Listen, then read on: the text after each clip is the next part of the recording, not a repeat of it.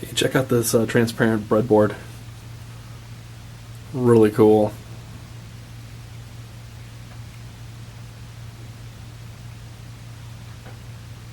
It's kind of fun. Reminds me of those Swatch watches in the 80s. Clear. You can see all the terminals on the back. It has an adhesive. There's a piece of foam and an adhesive.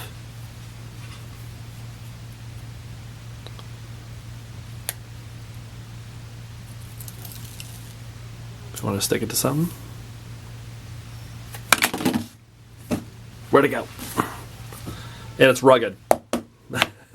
Okay. Enjoy the video.